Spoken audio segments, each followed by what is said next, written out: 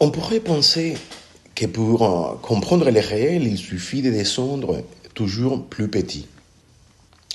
Atomes, particules, champs quantiques.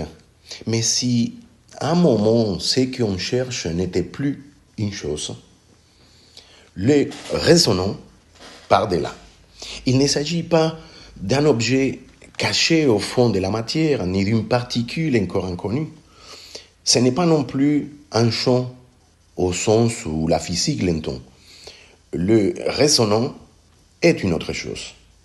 Le résonant est un acte minimal de résonance, c'est-à-dire ce n'est pas quelque chose qui est, c'est quelque chose qui se passe.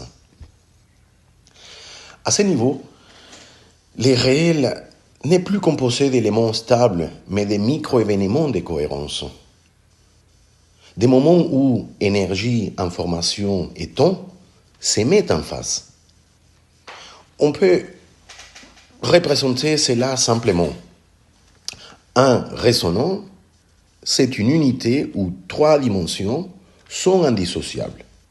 L'énergie, qui donne une intensité, l'information, qui apporte les structures, et la phase temporelle intrinsèque, qui apporte une dynamique. Mais attention, ces trois aspects ne sont pas séparés. Ils n'existent que parce qu'ils entrent en résonance ensemble.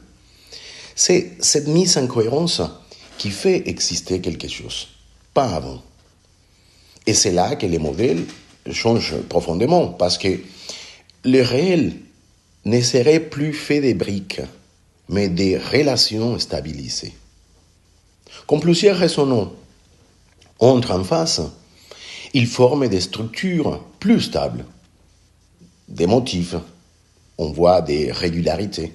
Et à grande échelle, ce sont ces cohérences accumulées que nous appelons matière, objet, corps, monde.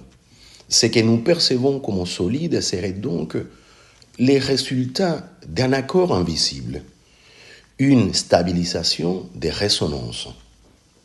Alors, la question devient, qu'est-ce qui tient tout cela ensemble? Dans la résonodynamique, on parle d'une cohérence interne, une tendance des résonants à maintenir les raccords, à persister.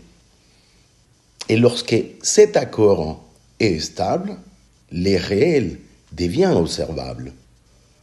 Ce que nous appelons exister serait simplement cela, tenir dans une certaine cohérence de résonance. Le résonant n'est donc pas une chose. C'est une manière de comprendre comment quelque chose peut apparaître et durer. Dans les prochains épisodes, on ira un tout petit peu plus loin.